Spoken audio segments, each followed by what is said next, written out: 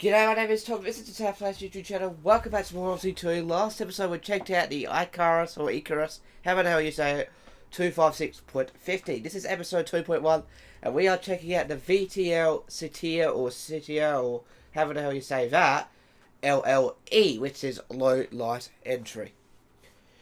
So, much like last time, we are going to be checking out all the details that we can do on the outside, and also check out what it looks like on the inside and have a play with that. Then we jump onto the interior, to the dashboard, have a look around, see what each switch does. Start the bus in the minus 16 degree weather, see how it does on a cold start. And then we'll take it for a normal lap, and then we'll do it for a racing lap. Then we'll take it for a top speed test. So, starting with the design of this bus, I think it looks great. It looks very modern. I like the last bus, which looks very old-fashioned. Very, very modern. It's got like the coach style mirror there. Then again, I'll leave all that stuff. In terms of opening and closing stuff, we can open the window there. We can open all the windows here, which we will do for optimum sound. There's only one bus available, and it's this one, which is called the Get Ready for a Long Day. Excuse me a second, not the wrong one. It is the VDL Citea LLE BVG EN15 EN18 version .1. That's what the name of this bus is. So this is the only version of this bus. Unlike the last bus, which had 5. So it's open these windows. So from the seat face, you can only open windows whilst you're on the outside. You can't even open the hatches like the last bus. This is a 2-door model where you've got your wheelchair access there, and you also have your front door right there. Let's jump into the interior. So I'm just going to quickly turn on the ignition so we can hear what the stop sounds like. Okay, then we just press this button.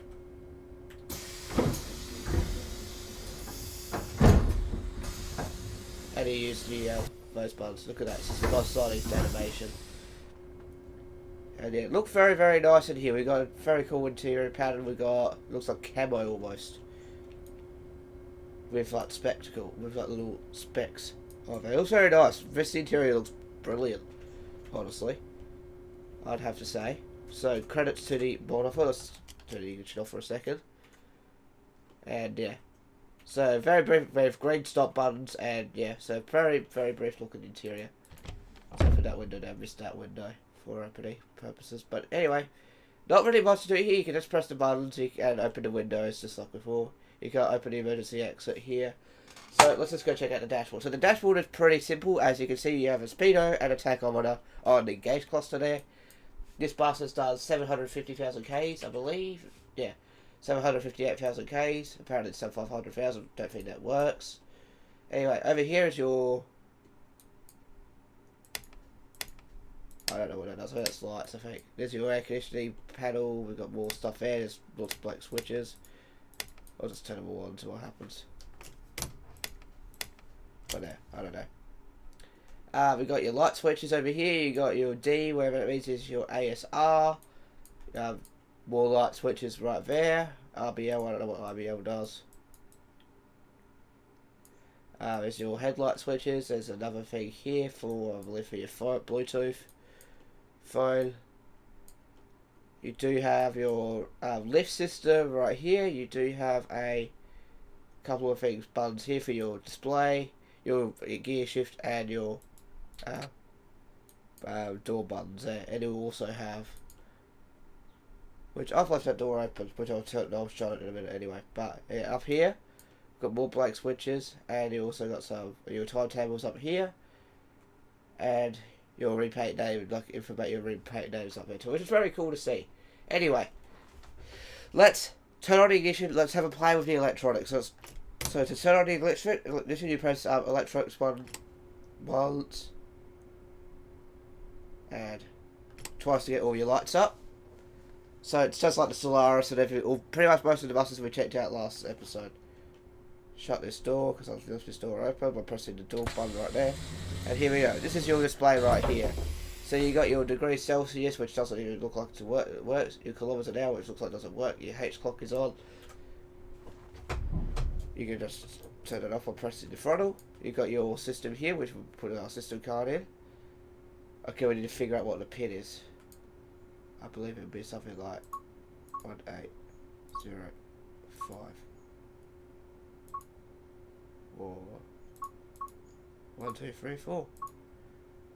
I'll find it out later, but well, definitely it comes with a manual as well, a handbook, with the archive when you download it. So yeah, let's have a play through all the screens. So we got, this is your main screen. Press this. That doesn't do anything. So you got your brake pressure, your fuel, your AdBlue, and you think your transmission temperature maybe, your fuel economy, which is very cool. Might leave that screen up if it stays up, and that's it. Okay, cool. I'll see if it stays up when I start the bus. And what have we got here?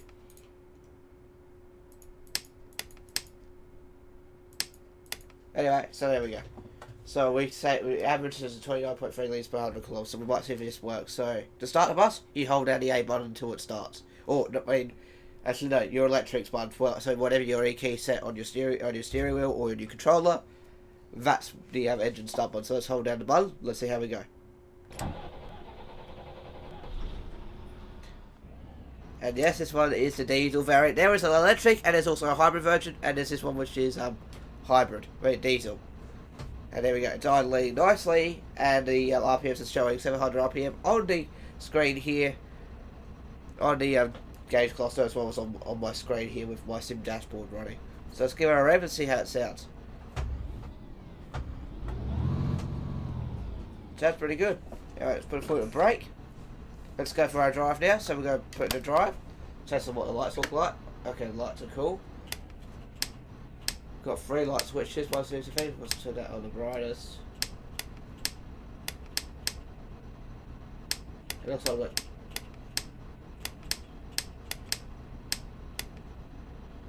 Yeah, we only got. Okay, and let's go. Take the parking brake off. Let's go. We're already moving. So here we go. Let's see if this gauge works. Looks like it doesn't. Okay, so we'll do 50 k's an hour, as that's the speed limit for most countries on rural streets, I guess I can say. Oh, yeah, there's ones here as well, anyway. We're going to go for a cruise. So for driving, this drives very nice. This is the very first time I've ever driven this bus. I'll leave a link to the Lotus Mods page where you can go ahead and download it. It has your password, and it's also got a fault fix, so indicator sound. You can hear an indicator sound, which is good. So we're turning left here. Like I said, it's just a regular drive. Okay. And then we'll see how it goes for a standstill. Since we're driving an automatic bus, we'll do that. Otherwise, if it's a manual, I'll be starting in second gear. So let's make sure we are pretending we're all clear. Yep, we are. Let's go. Okay, let's do a standstill acceleration. Now, if you do have some sim dashboard for your games, okay, I don't know why it's not accelerating that much faster. There we go. It just had a gear issue there. That's weird. In terms of frame rates, if you have a decent graphics card, you'll be able to plot. Okay, we're meant to be doing 50. We're meant to be doing 50 here. Yeah. There we go. That's better. Looks like it's a ZF transmission. I'm pretty sure it is. Doesn't say anything there. Say what it is. No, it doesn't. I'm pretty sure it's a ZF transmission. This is around about here, and away we go. And this is 16 speeds. This takes just to kick down. Okay, it kicks down quite nicely. But I've got a feeling this is a ZF gearbox. Alright, we're going to merge onto the freeway and see how fast we can go on full load from 60. So we're going onto the road that goes to the freeway now. And go. And away we go.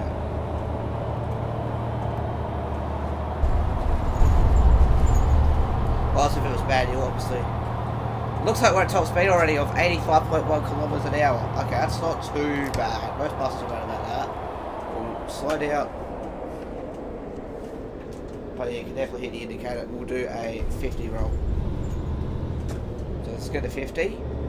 And we'll start the lap. We'll start a rolling lap. So we don't need to do the top speed test, we already know what it is. I didn't do a U-turn test, I just realised that. Alright, we'll go do that at last. Because we do a U-turn test when we're doing our regular drive. Alright, we've got foot flat on the floor. It's very quick actually to get up to the top speed. If I have to say myself. It's quicker than some of the iCars that we have tested. So now we're doing our lap. So brake into the first corner. And round the corner there. Through here, past the tyres, on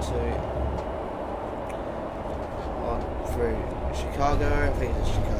I don't remember my talking.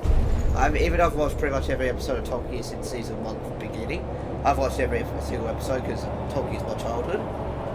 Away we go. Top Gear, that's the old Top Gear. I haven't watched any of the new ones because the new ones, except for one. I was watching one on the plane last year when I was going to the United Kingdom. I was watching when they tested out the Ferrari FF versus, I believe it was the Mercedes E63 maybe. That was to finding out what the best station wagon or estate is. It was pretty cool, honestly. Which I think, but yeah. Through Hammerhead, onto the straight.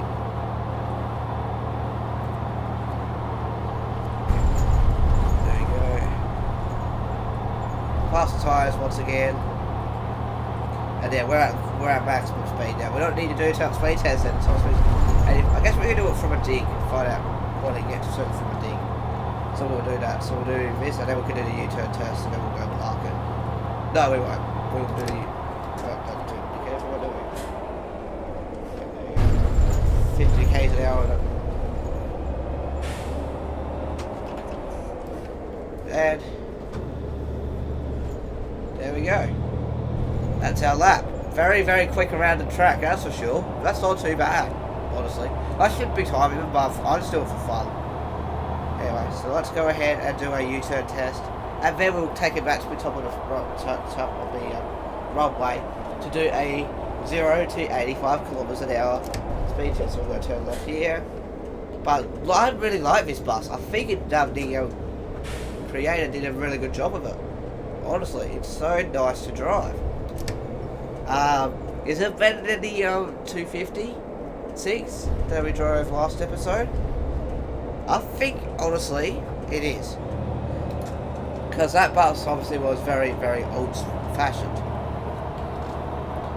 Whilst this bus is very modern, it looks like that doesn't even work.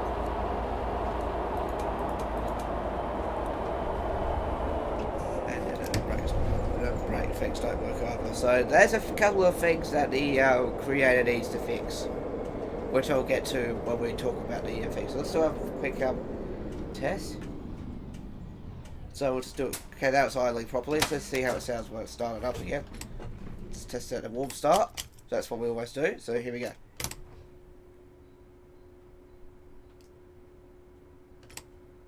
There we go. All the lights disappear. There we go. And start her up. And that's how it sounds when you do a warm start. Right. Full lock on the steering wheel. Let's see what the turning circle's like.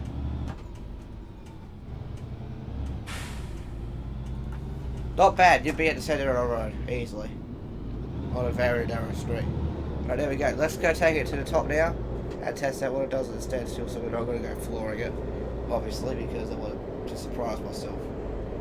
But this is a very quick bus. I think whoever uses it will absolutely love it. Let's see, is it this? Nah, I think it's a 5-speed gearbox, honestly. We'll find out when we're doing it, we'll count the gears. But no, this is such a good bus indeed to drive. I really like it.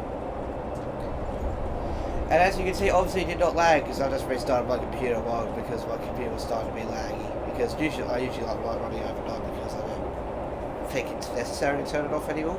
But then I realised if I don't leave it running, she may get a little bit laggy. But that's okay. I can just restart the PC, obviously. Alright, let's turn around. Let's do a 0 to 85 k's an hour top speed test. And then we'll test the brakes, everything like that, and then we'll wrap up this review from there. Because a lot of people might need to know how fast this bus is. So, we are going to launch it, so we'll go ahead and just go sockets quickly. We're going to launch it, so let's go. Okay, first gear, that's second gear, third gear, fourth gear, fifth gear. Okay, there's about 6 gears. And it's fast, really fast. Oh, wow. Right, let's have a look how fast that was. I'm going to count it from the line. So, 1, 2. Looks like we were 5.5 lines from the start. Anyway, since we made it to the top speed, we'll take it to the left-hand side, and then we'll wrap up this review. This is such a good bus. I really, really like it. Compared to the other solid buses I tested, well, so far, this is better, honestly. I mean, it's not as quality in terms of stuff, but things don't work in it. But apart from that, it's actually a fun bus to drive.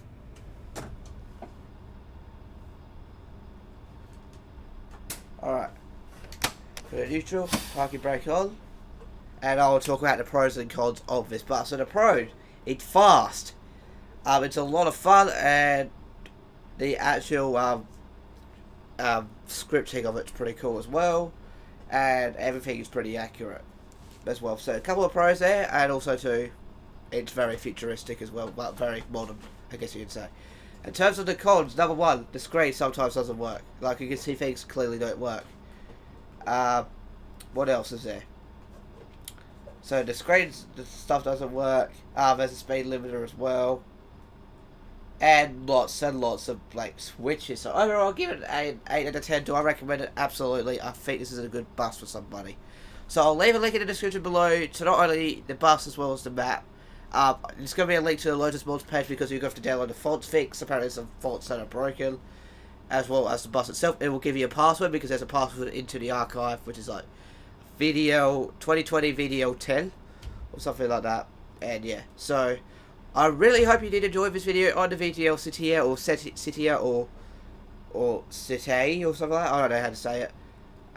This bus is definitely worthy of checking out for yourselves. It's very lightweight too. I'm getting 90 frames per second on my i5 4590, which is this won't. I don't know if this will be the last OMSI 2 video with this setup. By the way, if you're new to my channel, I am upgrading this PC.